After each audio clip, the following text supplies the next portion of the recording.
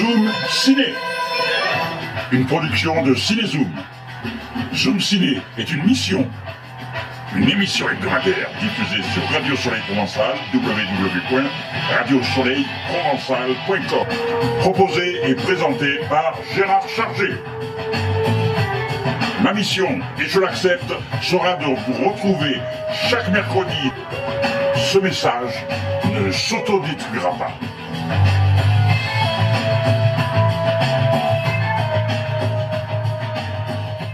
Juste c'est énorme, Cinézoom. C'est maintenant. Les gens disent à chaque fois qu'il faut consommer sans modération. Moi c'est vraiment aucune modération pour consommer. Consommer énormément cette émission. Les Zoom Ciné, 53e.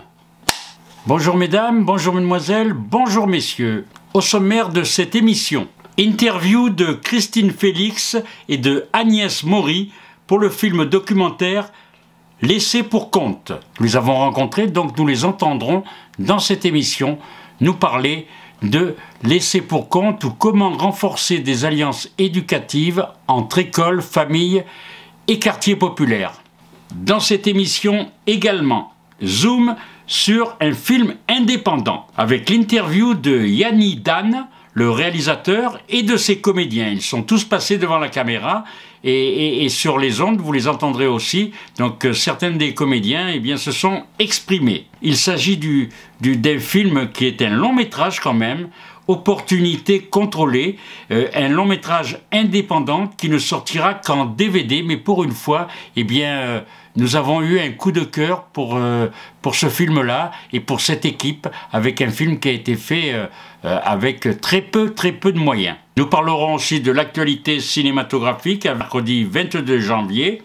Il s'agit de Better Man, de Michael Grasset, avec Robbie Williams dans le rôle principal, et c'est son film biopic musical, mais traité particulièrement, puisque vous avez pu voir que ce n'était pas Robbie Williams lui-même que l'on voyait dans son rôle, mais c'est lui qui joue, mais en même temps il est maquillé, et c'est un singe.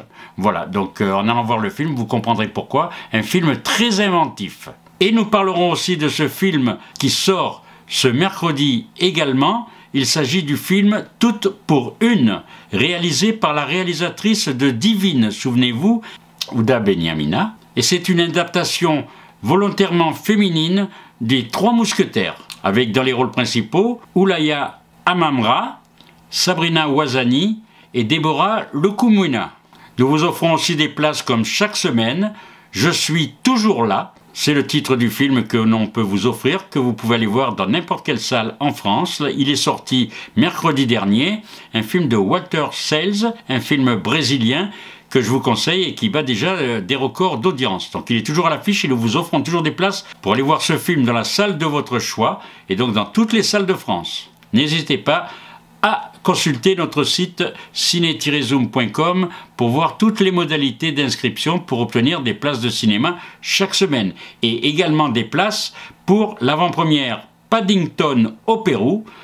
C'est dimanche 26 janvier à 16h à l'Arplex Canebière. Suivez la rubrique places offertes par nos partenaires et nous vous enverrons les places de ces deux films-là.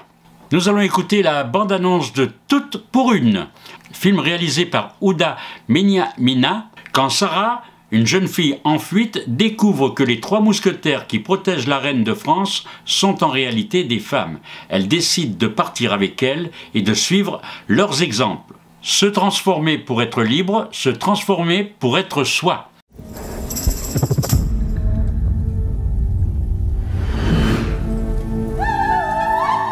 Elle n'est pas à vendre.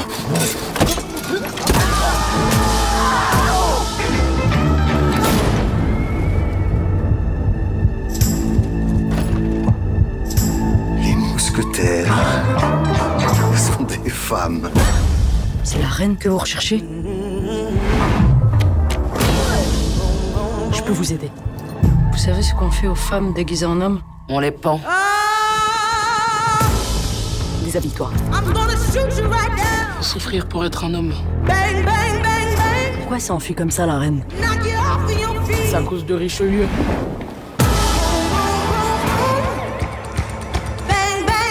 Il sait que la reine s'est enfuie vers l'Espagne.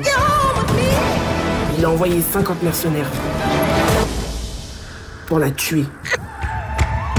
On peut rattraper la reine avant les mercenaires. Une pour toutes. Et toutes pour une. Imagine le monde des tatouages. Tout t'appartient. On n'a pas assez de fuir.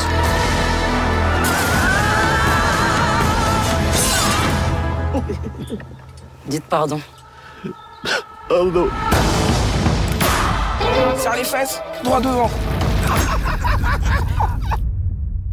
Interview de Christine Félix et de Agnès Maury pour le film documentaire Laissés pour compte. Nous les avons rencontrés à l'espace Hyperion dans le 4-5, Laissés pour compte ou comment renforcer des alliances éducatives entre écoles, familles et quartiers populaires.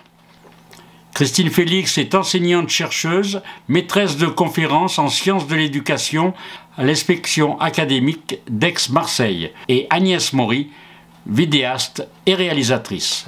Un film documentaire qui croise les regards entre recherche, terrain et formation autour des dynamiques qui contribuent à la réussite éducative de l'ensemble des élèves et qui se noue entre différents acteurs au sein d'un territoire d'éducation prioritaire dont le niveau de pauvreté est particulièrement élevé. Alors nous avons vu le film documentaire Les Laissés pour compte. Donc c'est un film réalisé en binôme. Donc vous allez nous expliquer comment vous êtes rencontrés, parce que c'est important. Donc Christine Félix et Agnès Maury. Voilà. Donc vous vous êtes rencontrés comment pour réussir à faire ce film? Parce que vous avez filmé, Christine, des images avant de finir ce film-là. Oui. Moi, dans mon travail de chercheur, j'utilise la vidéo pour pouvoir travailler justement avec soit les professionnels, soit dans le tissu associatif, les enseignants, les élèves. Donc je travaille avec la vidéo, et ensuite de cette vidéo, je leur demande de regarder les extraits vidéo et de revenir là-dessus. Donc c'est un outil qui me permet de travailler, de faire de la formation. Donc j'avais déjà des images, et puis je crois que c'est... Ouais, c'est Sophie Gebel, une collègue commune, oui, qui nous a mis en relation. Voilà. Parce que tu avais beaucoup d'images, comme tu as dit, que tu avais filmées, et tu te demandais quoi faire de ces images, comment valoriser tout le travail que tu avais fait depuis plus de 20 ans sur les territoires REP.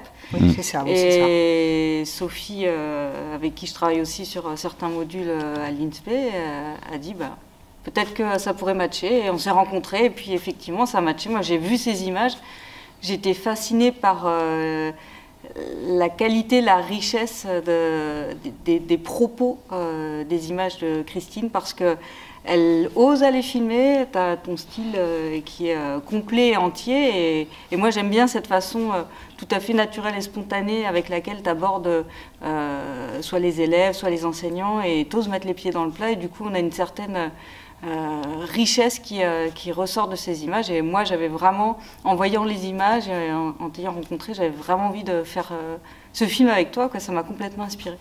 Alors comment vous avez, entre guillemets, apprivoisé les personnes qui sont devant la caméra? Parce qu'il y a un naturel, la caméra, il l'oublie. Donc comment vous avez fait pour arriver à ça? Parce que je pense qu'au début ça ne devait pas être évident. Moi je pense qu'il y a deux choses. D'abord, il y a tout l'art et la manière d'Agnès. Ça, voilà, dans sa manière d'aborder les gens. Et puis, c'est un petit peu ce que je disais tout à l'heure, il y a aussi tout ce travail qu'on ne voit pas, tout ce travail invisible qui est le temps que l'on passe, parce que on ne fait pas un film, les gens pensent qu'on fait ça en 3 mois ou en 5 mois, non. Il faut passer du temps, il faut passer du temps avec les gens, il faut les écouter, il faut redéfinir avec eux. Au départ, on s'était fixé un objet qui était plutôt sur le travail personnel, et au fur et à mesure qu'on avançait, on se rendait compte que ce n'était pas un objet qui finalement préoccupait énormément les gens du quartier. Et donc c'est vraiment une co-construction, c'est en travaillant avec eux, en les écoutant, en prenant acte de ce qu'ils disaient, qu'on a aussi réorienté notre travail. Ça ne se fait pas comme ça. Voilà, il y avait des scénarios, un scénario écrit, il a fallu le revoir, le revisiter. Oui, on a négocié, on s'est parfois disputé, on n'était pas d'accord. C'est normal. Mais c'est aussi cette richesse, voilà, cette possibilité de dire non, moi ça me plaît pas, je suis pas d'accord. Mais de notre côté, c'est la confiance aussi qu'on a su créer sur le terrain, et puis la confiance, je pense, réciproque. voilà, moi j'ai une confiance absolue dans sa manière de capter les images, voilà, que je trouve très esthétique. D'ailleurs, je dis toutes les images qui bougent et qui sont horribles dans le film, c'est les miennes. Ça se voit pas. Voilà, toutes les images qui sont très... C'est le propos. Ouais. Alors moi je voulais juste savoir, est-ce que vous ne pensez pas que l'audiovisuel justement à l'école ou dans les établissements scolaires est quelque chose qui pourrait améliorer les choses, mais par la pratique, pas par dire on montre des films seulement comme ça, mais par la réflexion, par la parole. Est-ce que c'est un outil qui pourrait être beaucoup plus utilisé et qui devrait peut-être être beaucoup plus utilisé? Moi je crois que oui, effectivement à l'école, c'est vraiment... le langage de l'image, c'est essentiel, surtout à l'heure actuelle, que les jeunes le comprennent et le maîtrisent, tant dans sa fabrication que dans son analyse, et partout en fait. Moi j'interviens en détention depuis 2019 à Gap et à Digne, dans les maisons d'arrêt, et les ateliers audiovisuels, c'est un moyen d'expression qui est essentiel. Fabriquer les images, construire son propos, avoir la volonté de le partager puisqu'il est construit, il est mis en forme pour qu'il soit diffusé et que d'autres personnes puissent le voir, comprendre aussi quelles sont les situations, quelles sont les personnes, et puis faire tomber un peu les barrières. Donc c'est un outil qui rassemble, c'est un outil qui permet de comprendre, qui permet de montrer. Tu insistais vraiment sur ce mot-là, montrer, il faut montrer la réalité, et c'est un outil de rencontre. Et puis pour les gens qui fabriquent les images, c'est un outil d'émancipation aussi. Parce que, comme disait une personne dans la salle pendant le débat, on n'entend pas assez la voix de ces gens-là, des habitants, on ne prête pas cas de ce qu'ils ont à dire. Et là, on les a complètement associés à la construction du propos. On a fait des réunions de pré-production, on a écrit ensemble quel pourrait être le scénario, l'orientation, etc., comment on allait construire ce film. Et du coup, ouais, c'est un outil de pouvoir et d'expression. Oui. Et à la fois, du coup, ce qu'on a essayé de faire dans ce documentaire, et pour répondre à votre question, je dirais que bon, c'est un objet au départ qui permet justement de travailler avec plusieurs personnes et d'amener à réfléchir ensemble.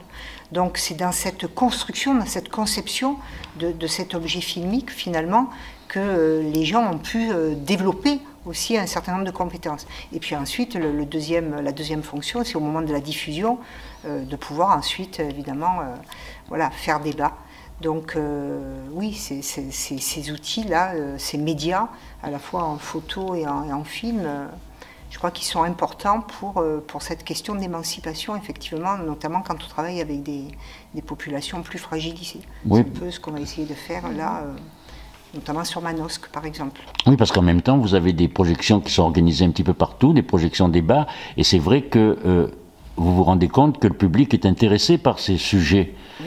Donc c'est vrai que si on propose aux gens des choses qui les font réfléchir, qui leur montrent aussi même leur quotidien, ils sont présents. Ils sont présents, et moi j'ai été surprise et touchée à mon tour quand on a fait une diffusion auprès des étudiants de l'INSPE psychologues. Il y avait des personnes qui avaient été extrêmement touchées par les propos et les situations qu'on montre dans le film. Et je pense que la réflexion qui est amenée dans le film, et aussi la capacité à émouvoir, elle est hyper importante, sans bien sûr manipuler l'émotion, mais juste de se dire, bon ben voilà, on est confronté à ça, à cette pauvreté. Selon où l'on est, ben on a beaucoup moins de chances que de naître à un autre endroit. Oui. C'est un petit peu ce qu'on a essayé de montrer, c'est de dire qu'effectivement il y a des enfants qui vivent une réalité quotidienne, voilà, qui ne ressemble pas absolument pas à des enfants issus d'un milieu plus favorisé, et que si on ne prend pas acte et qu'on ne prend pas en compte justement ces difficultés, ben, ça va être compliqué de pouvoir leur donner les mêmes chances qu'aux autres. Donc oui, c'était un peu cette idée, effectivement.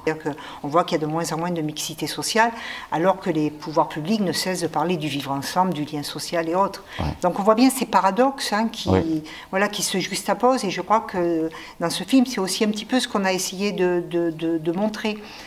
pas une réponse ferme et définitive, mais de dire, en fait, voilà, s'articule, tout proche des contradictions, à la fois des envies de faire et puis des empêchements.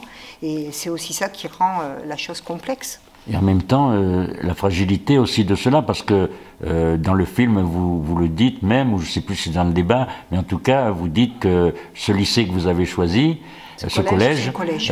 Vous risquez, et ça risque quand le principal sera à la retraite, peut-être de ne pas continuer dans le même chemin. Le principal, puis les acteurs qui sont là, c'est-à-dire des enseignants qui sont très engagés. La jeune fille disait qu'il y a 25 ans, elle avait déjà M. Couder, qui est donc le professeur de lettres.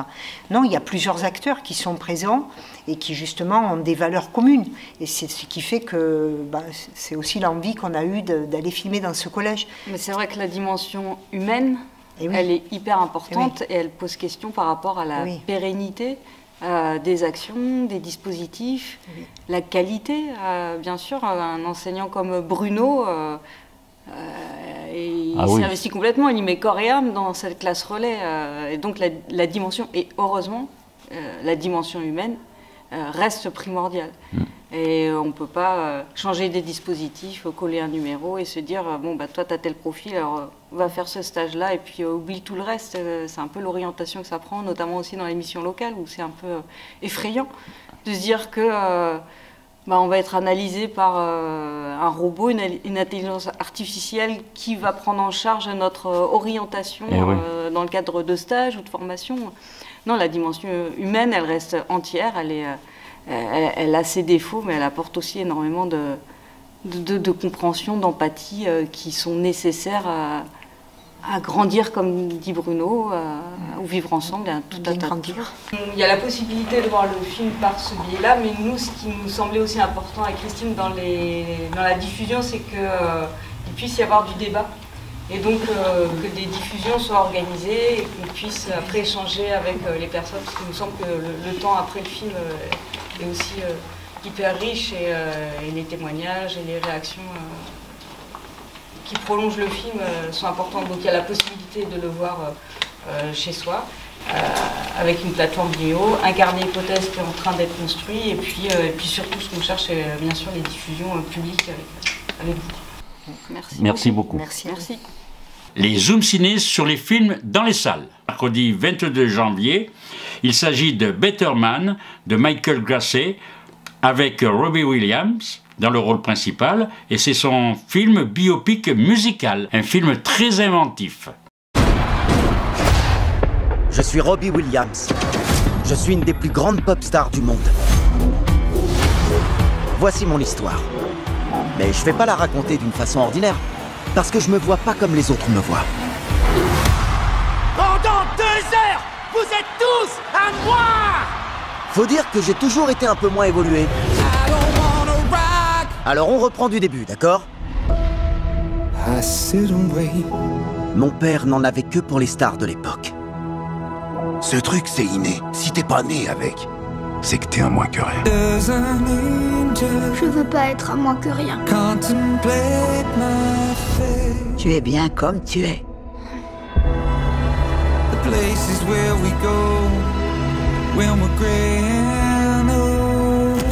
T'as été pris. Tu fais partie du groupe. Putain, je vais être célèbre!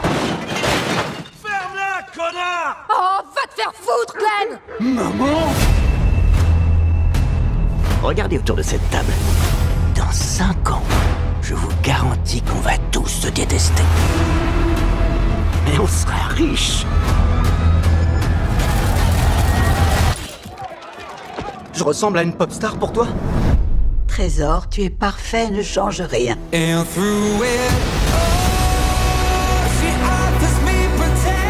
Je veux prouver que je peux y arriver seul. Prouver à qui? Tout le monde.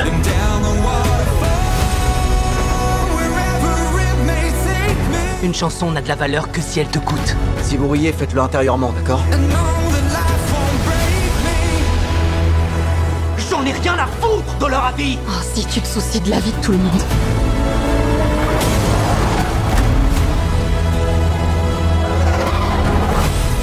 N'oublie n'oublie jamais. Je crois en toi.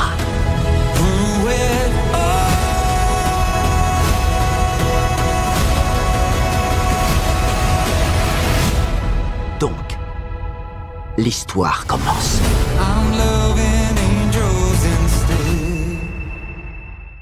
Dans cette émission également, zoom sur un film indépendant avec l'interview de Yanni Dan, le réalisateur, et de ses comédiens. Yanni Dan, oui. Vous venez de réaliser votre dernier film en date qui s'appelle Opportunité contrôlée. C'est ça. Et donc j'ai été agréablement surpris parce que vous dites que vous êtes amateur. Exact. Mais en même temps vous êtes un amateur éclairé parce que d'où ça vient tout ça?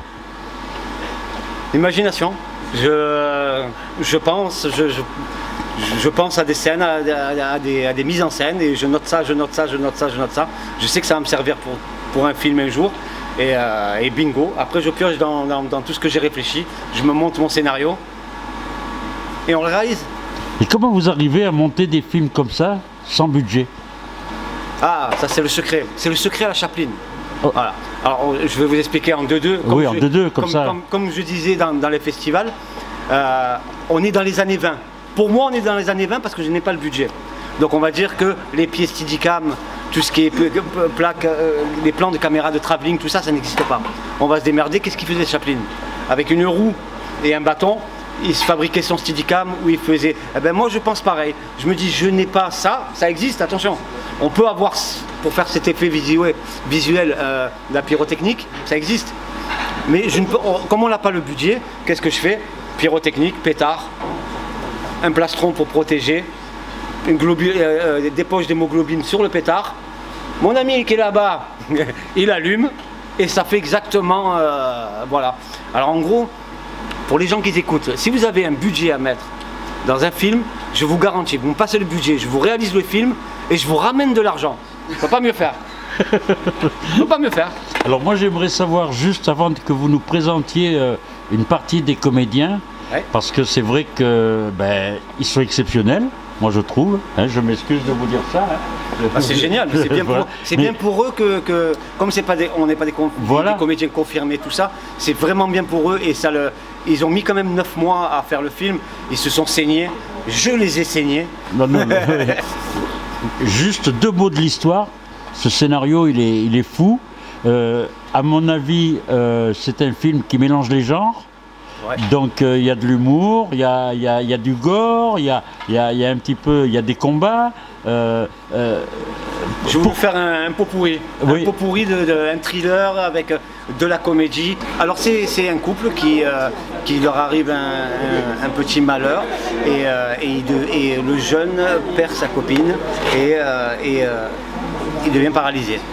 Et le docteur qui l'opère et qui lui sauve plus ou moins la vie, il va lui proposer une puce IA pour le faire remarcher.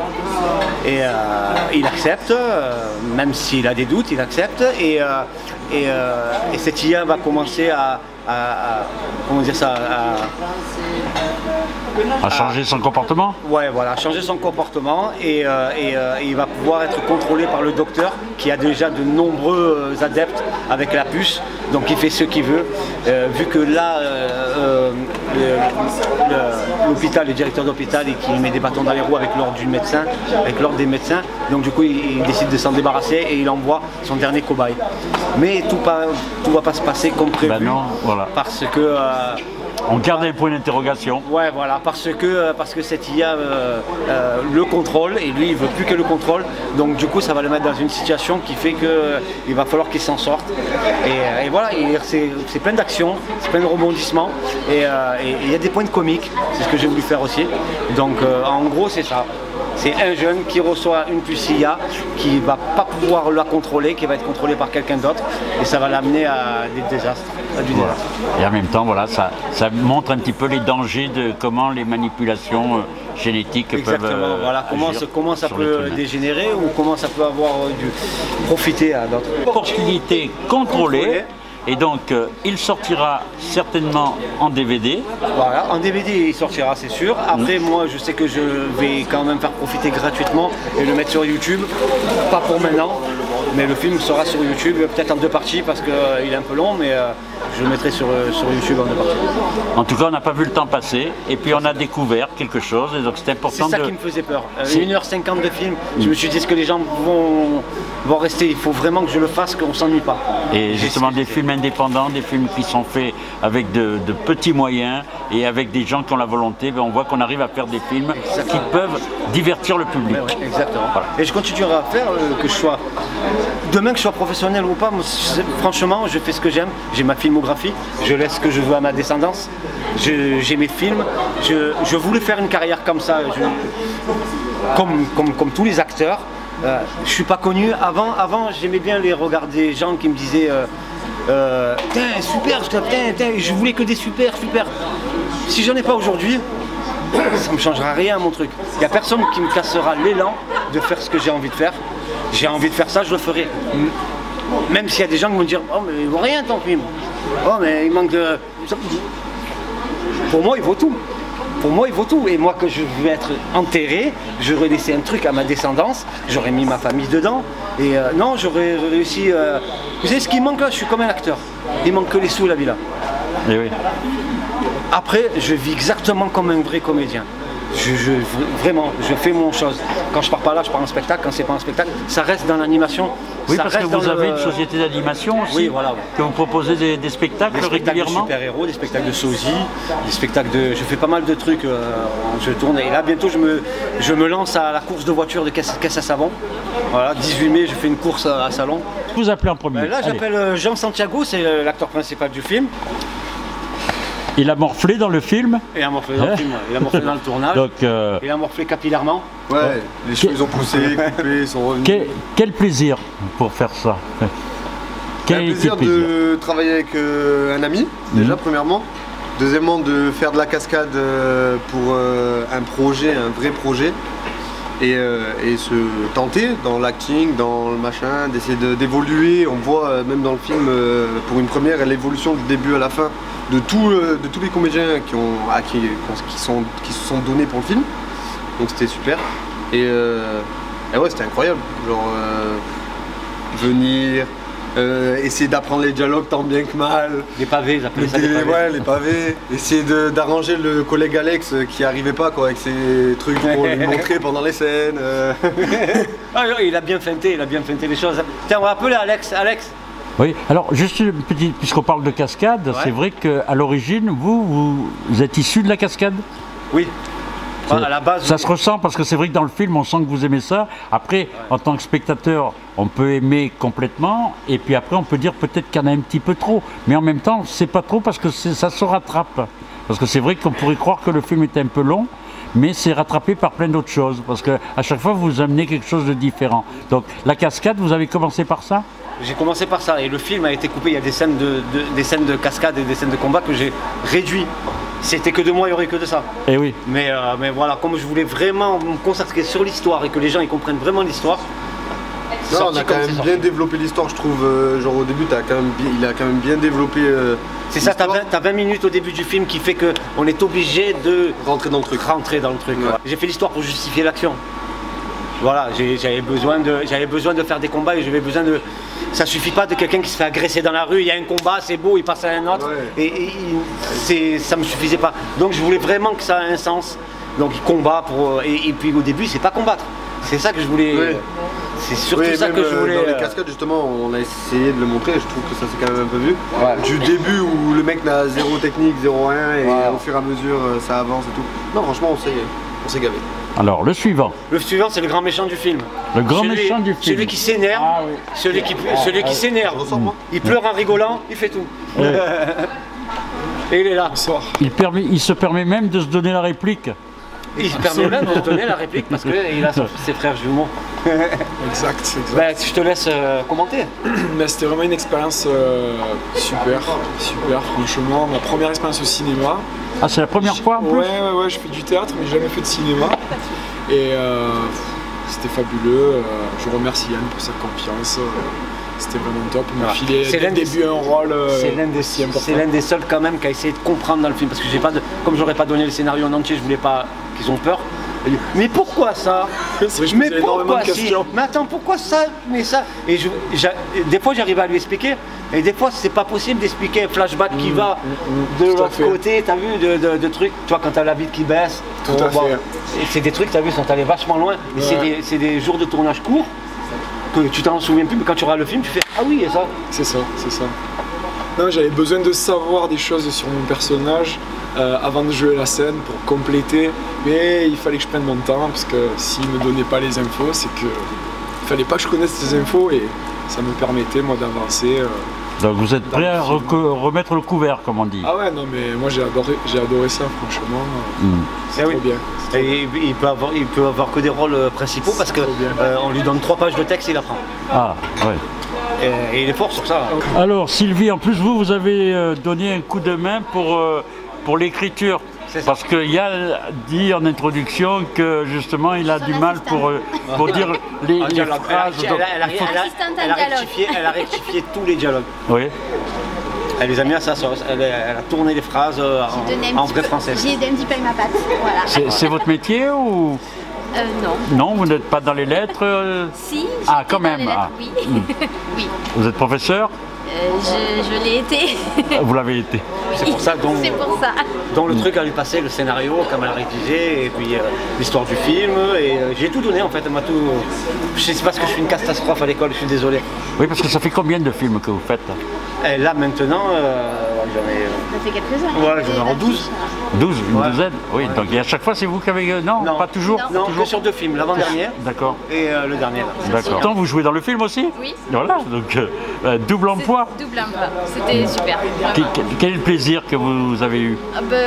Moi j'adore jouer, en plus bon, c'est une équipe d'amis, donc c'est des bons moments partagés. Puis c'est le cinéma, c'est quand même... C'est une expérience, vraiment. Et le plaisir de voir le projet fini aussi. Oui. C'était important. C'est important de le finir. Ouais. Et oui. Voilà donc la famille. Voilà. Donc alors ça, le cinéma, c'est les gens que j'embrigade en première. Ah oui. C'est ma famille. Le cinéma, c'est de père en fils. Oui. Voilà. Et qu'est-ce qui... comment c'est ton prénom? Logan. Logan? Oui. Oui, alors, qu'est-ce qui te plaît là-dedans? Est-ce que tu as envie de continuer? Parce que franchement, tu es exceptionnel dans le film, moi je peux le dire. Surtout c'est la première fois que je tourne, oui. C'est la première fois que je tourne un vrai film. Et bon, ça me plaît. Ça me plaît très très bien. Et je pense que je peux continuer. Ah bah, c'est un bon nom. Prometteur, quand je serai vieux, c'est lui qui tournera, moi je ferai le vieux con devant la caméra. Mais les cascades, ça t'intéresse moins? Ah non. Il est moins, Tu préfères jouer? Ouais. Et madame alors, elle, quel est le plaisir qu'elle trouve à tourner en famille? Alors moi, ça fait 20 ans que je suis avec monsieur, et il m'a mis dans le bain direct, et ça me plaît, c'est un plaisir de le faire à chaque fois, et je le suis dans toutes ses aventures. Et en même temps, on sent que vous vous amusez aussi, parce que vous avez un personnage... déjanté. Voilà, complètement déjanté, quoi. Par rapport à d'autres films, ouais, c'est vrai que dans d'autres trucs, elle est plus sérieuse et plus... Là, j'ai voulu lui donner vraiment le contraire, justement, d'elle. Et oui. Heureusement, parce que si elle était comme ça... J'ai un petit grain quand même. Ouais, elle a quand même le grain. C'est ce grain que j'ai voulu faire sortir quand même. Et oui. Il est ressorti. Il y a quelqu'un qu'on a découvert dans votre film, que moi je connaissais depuis pas mal de temps. C'est quelqu'un qui est directeur de radio. À ce qui paraît. Et moi j'ai vu que c'était un psychopathe qui... c'est la première génération. Voilà, il est en latence là. Hein. Donc on va l'appeler Jérémy de Radio Soleil Provençal. GG la mitraille. Eh bien, moi c'était une expérience vraiment exceptionnelle. C'est vrai que j'en ai un petit peu bavé. Parce que la caméra, c'est très très dur d'avoir la caméra en face. Moi, c'est plutôt le micro que j'ai en face tout au long de la journée. Ou alors c'est le live, il faut que regarder l'écran. Et j'ai appris beaucoup de travail avec mon frère parce que c'est vrai que moi personnellement je lui dois tout actuellement parce qu'il m'a fait travailler. Il m'a dit Jérémy, arrête de regarder la caméra, Jérémy regardait la caméra comme d'habitude, mais c'est vrai que je vais apprendre avec lui et j'étais très heureux de collaborer avec toi. Alors comment c'est sorti vu que tu voyais pas la couleur du film? Ah ben alors là, j'en ai... Est-ce que tu t'es inquiété? Oui, beaucoup, quand je t'ai vu en plus. Est-ce que ton grand-père dort bien maintenant? Je sais pas, je dors plus avec lui alors. J'ai une petite anecdote, j'ai mis une mitraillette petite comme ça parce qu'à la base il avait une Kalachnikov, il la tenait comme ça. Elle était tellement lourde, la Kalachnikov, que... Mais j'aimerais bien quand même qu'on fait revenir Cindy parce que voilà, Cindy, si c'est possible. Il faut que tout le monde passe, parce qu'elle aussi... Il confond, il veut dire Gigi. Voilà, Gigi. Gigi. Voilà. Alors Gigi, ça fait plus que 5 ans qu'on se connaît. Une personne exceptionnelle. Alors Gigi, maintenant tu vas nous parler un petit peu du film Opportunité contrôlée. Qu'est-ce que tu as aimé dans ce film? Moi j'ai adoré tout. Tu sais quoi, je me suis même mis à pleurer de temps en temps et c'est rare. Voilà. Tu vas me dire à quel passage? Ouais. Ah, il vous a fait souffrir hein, alors? Non, je... Ouais. Alors, est-ce que c'est facile pour vous? Vous aviez déjà pris des cours de comédie? Je faisais du théâtre. Ah, vous avez fait du théâtre? Oui. Franchement, elle m'a vraiment étonné. Au début, elle a eu du mal à assimiler tout ça. Peut-être c'est un manque de concentration ou quoi, je sais pas. Mais après, franchement, le dernier jour, t'as assuré, le dernier jour, pour elle, c'était dans la cave, quand avant. Non, c'était bien avant que tu sois égorgé. On a tourné en désordre. On a tourné l'égorgement avant le truc. Non, j'ai vécu une histoire. Donc à travers cette histoire, ça m'a obligé à revivre. Donc, du coup, il y a des scènes qui m'ont obligé à revivre au moment où j'ai le passage de l'arme dans les mains, voilà, par rapport à une histoire vécue. Je vais me faire, attention maintenant. C'est vrai que je ne suis pas du tout cette personne dans la vie. Donc j'incarne un personnage, mais je ne suis pas du tout comme ça dans la vie. Mais comme j'ai une revanche sur la vie, elle ne m'a épargné de rien et je reprends tout ce qui m'appartient. Ben oui, de toute façon, le cinéma, ça fait du bien aussi. Exactement. J'ai vu qu'elle était passionnée, c'est pour ça qu'elle fait partie de la production. Alors, donc là cette expérience, donc, très bonne c'est vous qui vous occupiez des cascades? C'est ça. Donc, avec mon collègue et cher Yann et Dan, donc, ça fait des années on travaille ensemble. Donc, on a fait le film Pourquoi moi? Où c'était l'acteur principal. Et après on a fait aussi les mini-nuls, c'était là qu'on a commencé. Ouais, c'est ça. Mais vous êtes cascadeur professionnel aussi? Et maintenant oui, confirmé, puisque maintenant il tourne sur Marseille avec, sur des tournages de films en fait. Il vient et il double les acteurs. Donc ça fait presque depuis 2011 qu'on est sur de la cascade avec des amis. On a un groupe, c'est Elite 13 à Marseille. Donc on est parmi les premiers cascadeurs de Marseille. Donc, et de toute façon, tous les producteurs et réalisateurs qui ont besoin de cascadeurs dans la région Marseille, parce que lui, tu ne le feras pas bouger à Paris. Maintenant, pourquoi pas? Ah, peut-être, tu vois. Si tu donnes un petit chèque, ça c'est le producteur à voir. C'est pas le petit chèque, il y est. C'est le reste à côté. Voilà, c'est à l'hôtel, tout ça. Moi, je sais que j'ai remarqué qu'il y avait de la qualité dans ce film, à tous les niveaux. Même les cascades, on sent que c'est pas du bidon. On y croit, donc on y croit beaucoup.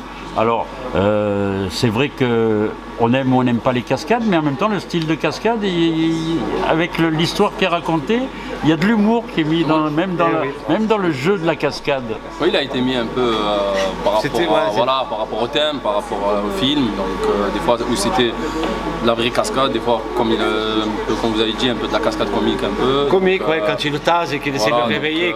On a essayé de mélanger un peu tout. Oui, parce qu'en plus on peut dire, comme je disais tout à l'heure, que c'est un peu gore, mais en même temps ce gore, il est comme le Grand Guignol à l'époque. Je ne sais pas si Yann, vous connaissez. Donc voilà, c'est quelque chose qui est vraiment... ça fait du bien. Ça enterre l'autre, comme c'est un peu pourri. En fait, c'est un peu pourri de tous les styles de films. Mais le prochain... ça va être un vrai combat. Le prochain, c'est mode combat. Ça ne sera pas de la comédie de combat, mais ça sera du vrai combat pur avec des très bons cascadeurs.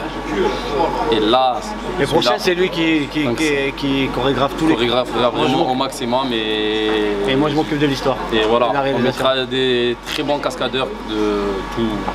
Il sera en 6 épisodes, ça veut dire 6 combats, ça veut dire 6 personnes. 6 personnes. et de différents styles de combat. Ah, vraiment, ouais, c'est ce qu'il faut. En tout cas, à vous aussi, on vous souhaite une bonne continuation. Merci beaucoup, c'est très gentil. Et on va faire venir maintenant celui qui est le directeur, soi-disant, de l'hôpital. Bah oui, monsieur Dupont. Voilà, donc Super Dupont. Il est impressionnant. La comédie, pour vous, c'est quoi? C'est nouveau. C'est nouveau déjà. Ah, c'est nouveau aussi? Bon, j'avoue, j'avais fait quelques petites piécettes comme ça, quelques petites scénettes quand j'étais un peu plus jeune, mais c'est vrai que j'ai pu rencontrer Yann de façon fortuite, qui plus est, au travail. Merveilleux. Et mais il était sur son lieu de travail et du coup je l'ai arrêté et j'ai dit oh, putain, je peux te faire une photo et tout. Voilà, j'ai dit une photo, soit. J'ai appelé 2 jours après et après j'ai donné le rôle de Super Dupont d'une BD qui a été faite par Gottlieb. Voilà, j'ai refait le. C'est parti aux héritiers. Non, mais en même temps, voilà. Beaucoup, c'est la première fois, mais voilà, ça ne se ressent pas sur l'écran. Ça, c'est quand même quelque chose d'important, quoi. Hein, donc, en même temps, on sent le plaisir que vous avez tous à jouer. Ça se sent. Hein, il n'y a personne qui va être plus au-dessus des autres. Donc, vraiment, vous avez réussi à déployer comment dire, quelque chose d'humain. Du familial. Voilà. On a fait un truc familial. C'est pas parce que je suis réalisateur qu'il faut que je fasse. Vous voyez comme je me fais traiter dans le film. Et oui. C'est important, c'est important. C'est très important. Et par contre, dans le film, vous faites plus grand. Ah ouais, oui, je fais plus plus grand, plus costaud. Donc, c'est ça qui est bien, c'est que si j'arrive à être pas comme dans le film hors de ça, c'est génial. Oui, c'est ce qu'il faut. Est-ce que vous aimeriez que le film soit diffusé dans des salles? Grave. Parce que moi je pense que même le public jubilerait, moi je pense, à voir un film comme ça. J'aimerais franchement, j'aimerais. Donc voilà, donc c'est un appel que vous pouvez lancer aussi, parce qu'il y a des exploitants qui écoutent notre émission et qui regardent notre émission Web TV aussi, puisque c'est une émission de Web TV. Donc ils regardent, puisqu'on a beaucoup d'abonnés, et donc du coup, si jamais une salle est intéressée, vous pouvez venir en indépendant. En indépendant, je viens, je fais la projection totalement gratuite et pour les gens qui veulent venir voir un film avec 0 € et avec quand même une histoire costaud. Ah bah oui, on peut le dire. Assez costaud et assez détaillé. Pour un film, normalement, les festivals ils me l'ont dit et on m'a dit normalement ça c'est un scénario que tu mets dans ton tiroir, que tu touches pas, tu attends d'avoir le budget. Alors toi, tu as les couilles de sortir ce scénario-là et de le faire. On a compris exactement où tu vas en venir. Ça manque peut-être cruellement de moyens, mais on sait exactement que si on te donne un budget, le film va ressembler à quelque chose. Et pour moi, ça me va. Sur ce, on vous fait un gros bisou. Et n'oubliez pas, Cinézoom. Cinézoom. Merci. Au revoir à toutes, au revoir à tous. À la semaine prochaine, même heure, même endroit. Mais en attendant, vous pouvez retrouver sur Radio Soleil Provençal l'émission de Yann le jeudi à 20h30, Pop, Musique, Film. Les gens disent à chaque fois qu'il faut consommer sans modération. Moi c'est vraiment aucune modération pour consommer. Hein. Consommer énormément cette émission. Juste c'est énorme, Cinézoom. Zoom Ciné. Une production de Cinézoom. Zoom Ciné est une mission. Une émission hebdomadaire diffusée sur Radio Soleil Provençal, www.radiosoleilprovençal.com et présentée par Gérard Chargé. Ma mission, et je l'accepte, sera de vous retrouver chaque mercredi. Ce message ne s'autodétruira pas.